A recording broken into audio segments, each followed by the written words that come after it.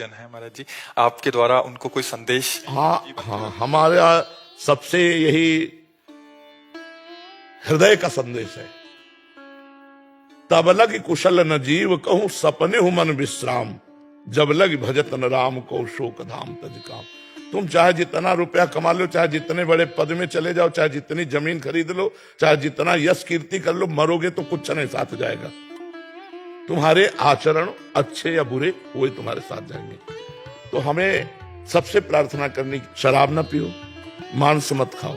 शराब पीने से बुद्धि भ्रष्ट होती है और अपने शरीर के अंग खराब होते हैं, व्यर्थ में पैसा जाता है और हमारा परिवार भी हमसे असंतुष्ट हो जाएगा, क्योंकि हमारे आचरण ऐसे हो जाएंगे।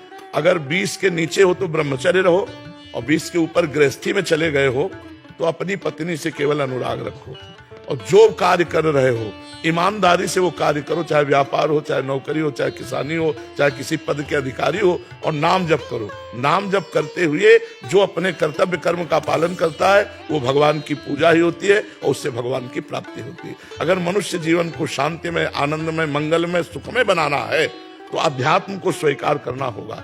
किसी का तो भय मानो, भगवान का, संत का, किसी का भय मानोगे तो तुम पाप नहीं करोगे, अधर्म आचरण नहीं करोगे। आज सब मनमानी आचरण में उतर रहे हैं। हमारी प्रार्थना है, अगर हमारे प्रति तनिक भी श्रद्धा है तो शराब पीना बंद कर दो, मांस खाना बंद कर दो, दूसरे की माता बहनों की तरफ गंदी दृष्टि देखना बंद कर दो, नाम जप करो। विद्यार्थी हो तो पढ़ाई ही तुम्हारी पूजा है, अध्यापक हो तो पढ़ाना ही तुम्हारी पूजा है, किसान हो तो खेती करना तुम्हारी पूजा है, व्यापारी हो तो व्यापार करना पूजा है, अधिकारी हो, सैन्य बल में हो तो हमारे देश की सुरक्षा करना ही तुम्हारी पूजा है। सब स्वस्थ रहो, सबको आनंद मिले, ऐसा जीवन चलाओ। ये गंदी बातें छोड़ दो, यही हमारी प्रार्थना है। नए साल में अगर नियम लेना है तो यही लो कि आज के बाद मैं कभी शराब नहीं पीऊंगा, मांस नहीं खाऊंगा, और ना किसी माता बहन की तरफ गंदी बात करूंगा, गंदी दृष्टि देखूंगा, अपने कर्तव्य का पालन करूंगा और इसी जन्म में भगवान को रिझा लूंगा, नाम जप करते हुए भगवत प्राप्ति कर लूंगा। हमारा तो यही संदेश है।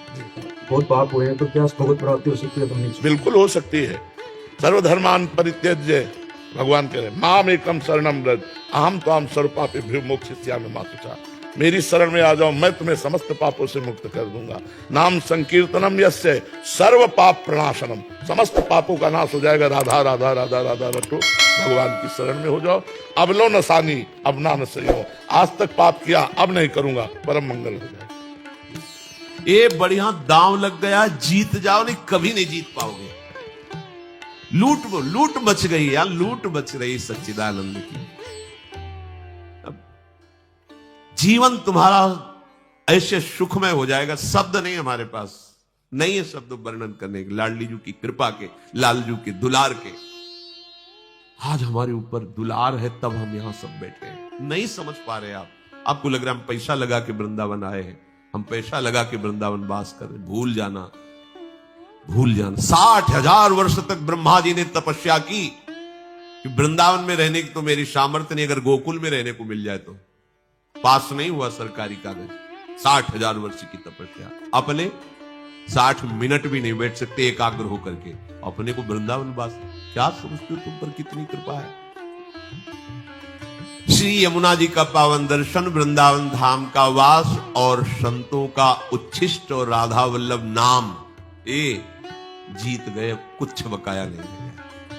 अच्छा, रोज यमुना जलपान ना करो तो बैठे हो तो यमुना जी की वाई वाह रहे, यहां तो माला माल है, काहे को टेंशन ले रहे हो, काहे को बेमतलब सुख समुद्र में बैठकर जल रहे हो। है पानी में मीन प्यासी मोई सुनी सुनी आवे हासी, समुद्र में बैठा हो प्यास प्यास चिल्ला, प्रेम समुद्र। अब निज धर्म आपनो कहे तहा नित्य वृंदावन रहत बहत प्रेम सागर। जहां वृंदावन का वास हमें मिल गया या वृंदावन का आश्रय मिल गया और मुख में नाम चल रहा है और संतों की जूठन मिल गई, तो आप कहोगे कि आज से भेजिए फिर जूठन। ये आप पा क्या रहे हैं? ये क्या पा रहे हैं? जूठन का मतलब रोटी दाल की जूठन नहीं है, भूल जाओ। यही संतों का उच्छिष्टामृत, उन्होंने जो अनुभव किया, स्वाद लिया, वो तुम्हें दे रहे हैं। जो नाम हमारे गुरु जी जप रहे, जो नाम हमारे आचार्य जप रहे, वही नाम तुम्हें मिला है। हरिवंश महाप्रभु के श्रीमुख में निरंतर राधा वल्लभ राधा वल्लभ राधा वल्लभ, वो आदेश कर रहे हैं राधा वल्लभ लाल को हृदय ध्यान मुख नाम, वही तो चला रहा है परंपरा से। आप क्यों नहीं जप रहे? चलत फिरत सुनियत यह श्री राधा वल्लभ लाल। अमृत नाम है राधा, अमृत नाम। प्रियाजू को अधीन करने के लिए बहुत सुंदर अवसर मिल गया है। श्रीधाम वृंदावन हमारा सहायक है। गुरुदेव हाथ पकड़ करके ले चलने, हम लड़खड़ा के गिरेंगे भी तो इतने समर्थ हैं, हमें पकड़ लेंगे। बस हमें चाल अपनी उधर ही बढ़ानी, श्री जी की तरफ। देखो, इसमें आपको एक विशेष सावधानी रखनी। परमार्थ में आपके सामने भय या प्रलोभन दो उपस्थित होंगे। आप माना भयभीत हो गए, लेकिन बढ़ना प्रियाजू की तरफ ही। प्रलोभन हो गया, देख रहे उस भोग की तरफ, लेकिन कदम तुम्हारे नहीं रुकने चाहिए, बढ़ना प्रियाजू के, तो जीत जाओगे। अगर प्रलोभन में खड़े हो गए या भय से पीछे मुड़ गए, घाटा हो जाएगा। नागरी दास विश्व ते न्यारी, लगी गई हाथ लूट सुख राशि। सुख में निमग्न हो जाओ। जिसके सहायक प्रिया प्रीतम, उसको गिरा कौन सकता है? अभी तुम समझ ही नहीं पाए, तुम अनाथ हो क्या यार? इतना हम देखते हैं व्यक्ति में अपना भार लिए डोल रहा है, तब परेशानी ये लगती है कि अरे पागल, तू काहे को इतना भार लिए? मेरे प्रभु घोषणा करके कह रहे हैं योगक्षेमम वहाम्यहम्। तुझे भरोसा नहीं हो रहा? केवल तू राधा राधा बोल, बस चिंता मत कर, भविष्य की चिंता मत कर, अपने पालन की चिंता मत कर, अपनी रक्षा की चिंता मत कर, मेरा भजन सुरक्षित बचा रहे, बिल्कुल चिंता मत कर। वो हर समय आप पर नजर रखे हैं। जो प्राप्त कराना है आगे आगे प्राप्त कराते जाएंगे, जो बचाना है, रक्षा करना है, वो रक्षा, ये उनका भार है, हमारा नहीं है। हमारा सिर्फ काम है राधा राधा राधा राधा राधा। प्रभु कह रहे माम निस्मर, सतत मेरा स्मरण कर। अब इस बात पर ध्यान देते हैं कि स्मरण हमारा सतत क्यों नहीं होता। स्मरण तीन तरह से होता है। एक होता है बोधजन्य, एक होता है संबंधजन्य, और एक होता है क्रियाजन्य। बहुत ध्यान से सुनना, बड़ा लाभ का विषय है। भगवान का आदेश है तस्मात् सर्वेषु कालेषु माम निस्मर, मेरा बार बार स्मरण करो। स्मरण तीन प्रकार से होता है। एक होता है बोधजन्य, एक होता है संबंधजन्य, और एक होता है क्रियाजन्य। जो बोधजन्य स्मरण है, इसमें भजन करना नहीं पड़ता। ये बहुत कृपा से स्थिति होती है। एक बोध संबोधन है स्वरूप का, आत्म स्वरूप का बोध, ब्रह्म बोध संपन्न महापुरुष कहा जाता है, आत्म स्वरूप। और एक बोध शब्द होता है इस बात का अनुभव हो जाना कि मैं श्यामा श्याम की हूं, श्यामा श्याम मेरे हैं। मतलब ये कहने सुनने की बात नहीं रह गई, उसके हृदय में बैठ गया है। जैसे 50 वर्ष पहले जन्म हुआ था, कभी किसी ने कान में बता दिया होगा कि स्कूल में जन्म हुआ है, कभी रटा नहीं, कभी ध्यान नहीं किया, बहुत सी साधना करते हुए ऐसे। आज भी अगर कोई है कि आपका शरीर किस स्कूल में, पूछना नहीं पड़ेगा कि भाई मैं किस स्कूल में जन्मा हुआ, ये शरीर किस स्कूल में, नहीं पूछना, ओ अमुक बोल। ये क्या हुआ? बोधजन्य स्मरण। कभी जपा नहीं, कभी ध्यान नहीं किया, पर कभी भूला भी नहीं। वो बना हुआ कि ये शरीर कहां जन्मा, किस कुल में जन्मा। ये इसे बोधजन्य स्मरण कहते, पर ये असत है, इसकी कोई महत्ता नहीं, ये असत है। ऐसे ही गुरु कृपा से हमारे हृदय में बात बैठ गई कि अरे मेरे असली आश्रयदाता तो श्यामा श्याम में भूल कर भटक रहा था संसार के संबंधों में। स्वीकृत, मैं श्यामाजू की, मैं श्यामाजू की। अगर ये बात अंदर बैठ गई है गुरु कृपा से, तो कैसी भी परिस्थिति हो, आप देखना, इसकी पहचान है। अगर आपको भारी दुख पड़ रहा है तो तत्काल आपकी वृत्ति श्यामाजू पे गई या किसी व्यक्ति पे गई। अगर व्यक्ति पे गई, फेल, सब बात अभी बनी नहीं। सीधे केवल श्यामाजू के चल राधा राधा राधा। अब क्या होगा भैया? हम तो नहीं जानते, श्री जी के सिवा हमारा कोई परिचय वाला नहीं और कोई पावर नहीं, हमारी श्री जी है, श्री जी के सिवा। यही सुई आनी चाहिए। आप बराबर स्मरण नहीं कर रहे, अंतर में आपके बैठा है श्री जी के सिवा मेरा कोई नहीं। भारी सुख की वृत्ति है, किसी व्यक्ति पे सुई नहीं जानी चाहिए कि ये बड़ी कृपा की, ला करके वस्तु दी, ये इतने रुपए। अगर ऐसे गई आपके चिंतन की धारा, गई, सब गड़बड़ कर दिया। भारी से भारी अनुकूल या प्रतिकूल परिस्थिति में आपके अंतर की वृत्ति केवल श्यामा जी के, यह बोधजन्य स्मरण। अब स्मरण नहीं करना पड़ेगा, वो हर समय ठसक बनी रहेगी। संबंध का दूसरा स्वरूप आता है स्मरण का। गुरु जी से संबंध हुआ, उन्होंने श्यामा श्याम से संबंध करवाया और हमने स्वीकार किया।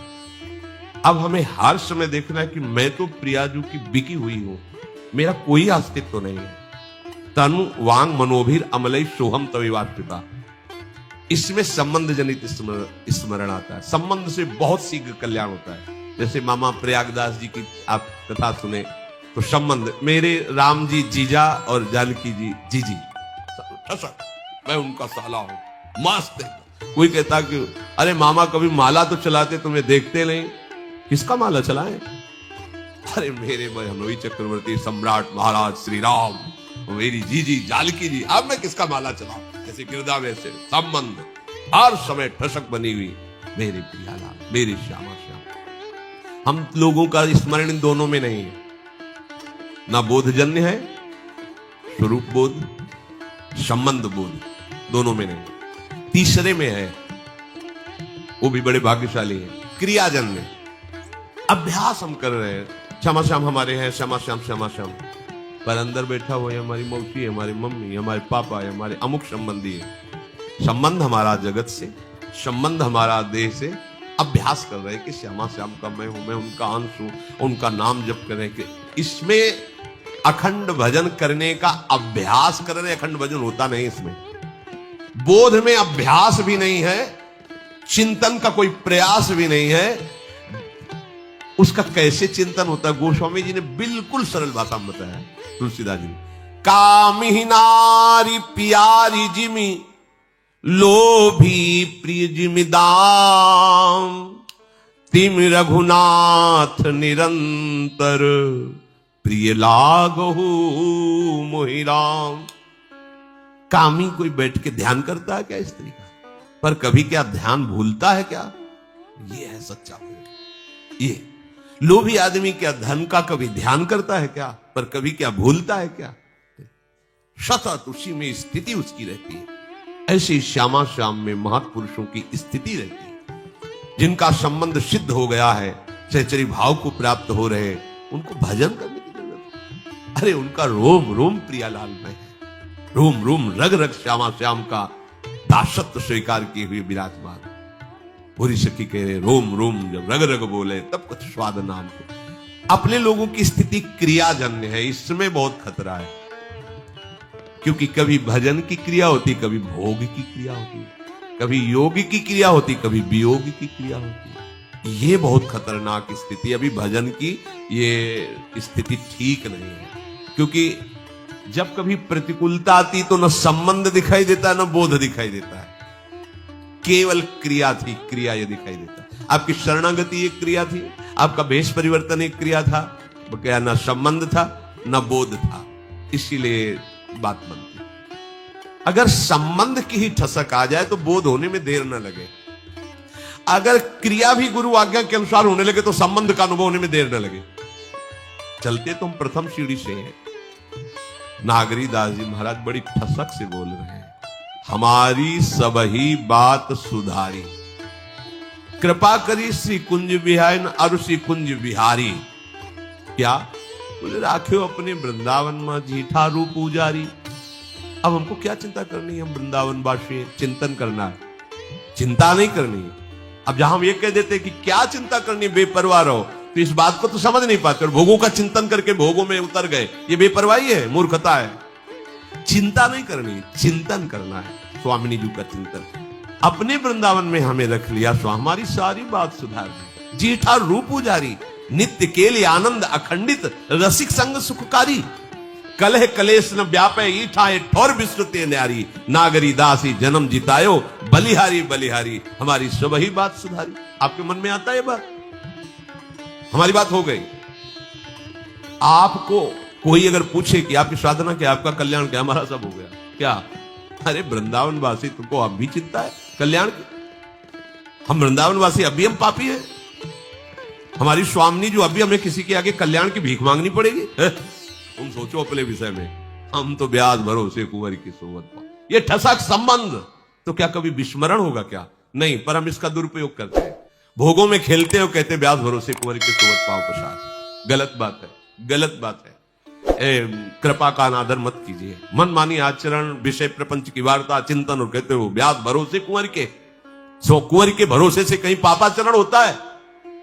स्वामिनी का भरोसा हो तुम्हारे हृदय में, तुम्हारे अंदर भोग वासना, अरे कैसी बात करते हो? समस्त लोगों का स्वामी जिनसे कृपा की याचना करता है, उन स्वामिनी की ठसक हृदय में हो, और फिर तुम अशांत, और बात बनी नहीं। समझो अभी ठसक नहीं आई। ये अब क्रियाजन्य जो हमारा भजन है उसको समझिए। ये यद्यपि कहने में तो तीसरे नंबर में है, पर हमारे चलने में पहले नंबर में है। हमारे लिए आखिरी नंबर है बोधजन्य, संबंधजन्य, और फिर क्रियाजन्य। पहली सीढ़ी है भजन की अच्छी, क्रियाजन्य भजन। इसमें क्या होता है कि दो प्रकार के साधक होते हैं, एक विरक्त और एक गृहस्थ। दोनों भगवत प्राप्ति के योग्य हैं। अगर गृहस्थ हैं, ध्यान देना, इसमें भी प्रकार है। वो संसार का कार्य करते हुए प्रधान भाव संसार का रखते हैं और गौड़ भाव भजन का रखते हैं। कि कहा था राधा राधा राधा राधा, पर प्रधानता है कि संसार का कार्य छूटने न पावे, बिगड़ने न पावे, घाटा न होने पावे गृहस्थ में। क्योंकि सारा कार्य रुपये से चलेगा, राधा नाम से थोड़ी चलेगा। ऐसी भावना मूल में उनके बैठी, उनकी हृदय में बात बैठी। क्रिया करूंगा तो धन मिलेगा, धन मिलेगा तो हमारी बात बनेगी। हाँ, थोड़ा मंगल हो जाए, आनंद हो जाए, इसलिए राधा नाम भी लेते रहते हैं। तो उनका गौड़ माने विशेष भाव नहीं है भजन का। संसार का विशेष कार्य कर रहे हैं और बीच बीच में ऐसे गौड़ भाव से नाम स्मरण करते हैं। पूरा भाव है कि हमारा काम ठीक होना चाहिए, इसका लाभ पूरा मिलना चाहिए, ऐसा। और उसमें दूसरे भी भक्त ऐसे होते हैं जो गृहस्थ में, जिनका मुख्य भाव होता है कि भजन न छूटने पावे, चाहे सब कुछ नष्ट हो जाए। उन्हीं में प्रवृत्ति मार्ग में अब वो क्या करते हैं, भजन की मुख्यता रखते हैं और संसार के कार्य को गौड़ रखते हैं। तो उनका कार्य भी सही होता है, क्योंकि भजन हो रहा है तो एकाग्रता है, मुख्यता भजन की है, और उनका परिणाम भी बहुत जोर का मंगल होता है। ये दूसरा अभ्यास वाला बहुत जल्दी संबंध को प्राप्त होगा, और फिर संबंध की कृपा से वो बोध को प्राप्त हो जाएगा। ये जो पहला है कि संसार का कार्य प्रमुख मुख्यता रखते हुए कभी कभी थोड़ा थोड़ा भजन, ये भी प्रणाम करने योग्य है, पर इनको संबंध में पहुंचने में बहुत समय लगेगा, क्योंकि अपने संबंधों को सुदृढ़ किए हैं संसार में, और उनके लाभ का विषय है धन और भोग। इसलिए अभी ये परमार्थ की ऊंचाई पे चढ़ने की योग्यता नहीं लाए। दूसरा जो मुख्य बात उसके हृदय में बैठ गई कि हानि हरिवंश के नाम अंतर परे, लाभ हरिवंश उच्चत बानी। अगर मुझे 1 घंटे में 5 लाख रुपए मिलते हैं और नाम छूट गया तो 5 लाख किस काम के? क्योंकि हम 5 लाख रुपए से 5 सेकंड भी समय नहीं खरीद सकते जो 1 घंटे समय दिया। इतना विचार सुदृढ़, वो नाम नहीं छोड़ सकता। मुख्यता नाम की रहती है, गौड़ कार्य रहते हैं। पूरा हो तो ठीक, ना पूरा हो तो ठीक, श्री जी जाने, भजन पूरा होना चाहिए। ये परमार्थ की ऊंचाई पर चढ़ने की जो क्रिया कर रहे हैं, क्रियाजन्य भजन, ये इनको ऊंचाई में पहुंचा देगा। जो विरक्त हैं उनके लिए अब कोई कर्तव्य नहीं है, केवल प्रियालाल का नाम जप करना। ध्यान से सुनिए, उनके लिए कोई कर्तव्य नहीं है। विरक्त का कैसा भजन? भजन क्रिया ये गृहस्थ की बताई गई। विरक्त की भजन क्रिया, प्रिया प्रीतम का प्रतिपल नाम जब, कोई और कर्तव्य नहीं। उनके नाम का कीर्तन, उनकी लीलाओं का गायन, लीलाओं का श्रवण, चिंतन और सेवा, बस इतना जीवन। देखो ना आप कर अपने जीवन में जो सच्ची भावना से उपासक चल रहे हैं वो इसी पद्धति में है। देखते ही हृदय उनके चरण चूमने को करता है।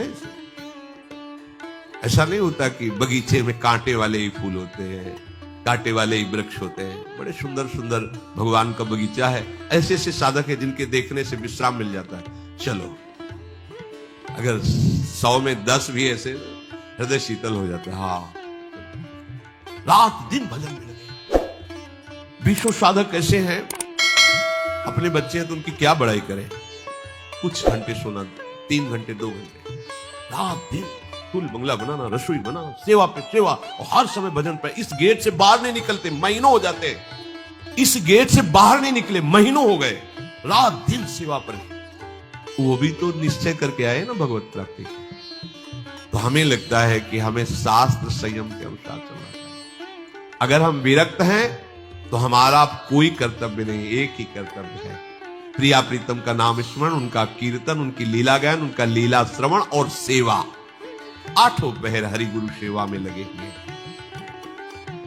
दूसरा विरक्त के लिए, जैसे गृहस्थ के लिए 2 भाव, ऐसे दूसरा ये। अब ये सब करते हुए हर समय भाव में रहना, मैं श्री जी की सखी हूं, दासी हूं, ये भाव हर समय। जैसे आत्मस्वरूप का बोध कराने के लिए ज्ञानी जन उपदेश करते हैं, तुम ऐसा चिंतन करो, शिवहम शिवहम या सोहम सोहम या आयम आत्मा या तत्वमसि, ये महावाक्य। मैं शिव ही हूं, मैं शिव हूं, वो शिव मैं ही हूं, वो तत्व मैं ही हूं। अहम ब्रह्मास्मि, अहम ब्रह्मास्मि, मैं ब्रह्म हूं, कहा जाता ना। ऐसे अब ये दूसरा भाव है, मैं प्यारी जी की दासी हूं, मैं प्यारी जी की सखी हूं। ये शरीर तो पोशाक है, मैं प्यारी अंदर से अब बना विरक्त का सही भजन, नाम कीर्तन, लीला गायन, सेवा, और अंदर भाव की ठसक, मैं श्री जी की दासी हूं, मैं श्री जी की सहचरी हूं। ये जैसे वहां हम ब्रह्मास्मि, तो ब्रह्म स्थित हो जाता है। ऐसा नहीं कि ये व्यर्थ जाता है, ब्रह्म स्थित हो। ऐसी मैं श्री जी की सखी हूं, ये बात जब अंदर चलने लगेगी तो धीरे धीरे स्थूल सूक्ष्म कारण इन तीनों का विस्मरण होना और अपने स्वरूप का अनुभव होना, गुरु प्रसाद से, आचार्य प्रसाद से। ये भजन है विरक्त का। गृहस्थ का क्या? संसार के कार्य करते हुए भगवान का चिंतन करना, प्रियालाल का चिंतन करना, वही प्रभु आदेश कर रहे। तस्मात् सर्वेषु कालेषु माम अनुस्मर युद्ध च, कर्तव्य कर्म करो और मेरा। अब हमारे लिए विरक्तों के लिए एक ही कर्तव्य, भजन। तो धिक्कार हमारे जीवन को कि हम 24 घंटे हमको फ्री किया गया है, न खाने की चिंता, न कपड़े की चिंता, न कोई कर्तव्य, न बेटी बेटे के ब्याह की चिंता, केवल श्यामा श्याम का चिंतन करना है, वो भी हम नहीं कर सकते। तो हमारे जैसा कायर क्रूर कौन होगा? विचार करो, श्यामा श्याम ने मुझे सब जगह से मुक्त कर दिया, कोई कर्तव्य नहीं, एकमात्र श्यामा श्याम का भजन, वो भी तुमने कितने। जैसे सूरदास जी कह रहे हैं, मौसम कौन कुटिल खल कामी, जिन मुंह को तन दियो ताको न भजन कियो ऐसो नमक हरामी। स्वामिनी जी का खाते स्वामिनी जी ने हमें एकदम संसार से अलग करके आनंद का मार्ग, चल भजन कर, कोई और चिंता। अब भजन नहीं तो क्या, अब क्या, अब क्या तुम्हारे ऊपर कृपा हो, इससे बढ़कर क्या कृपा हो। कितने ऐसे गृहस्थ मिलते जो रोते हैं, निकलना चाहते हैं, पर ऐसे संबंध से जकड़े हुए हैं तो निकल नहीं पा रहे। आपको ऐसे निकाल दिया श्री जी ने उन संबंध, कोई तुम्हारे ऊपर जिम्मेवारी नहीं, एक ही जिम्मेवारी, राधा राधा राधा। चूके मत, बहुत बढ़िया अवसर है। हर परिस्थिति में भजन अगर नहीं हो रहा तो ये ठसक मत भूलना कि हम श्यामा जी के।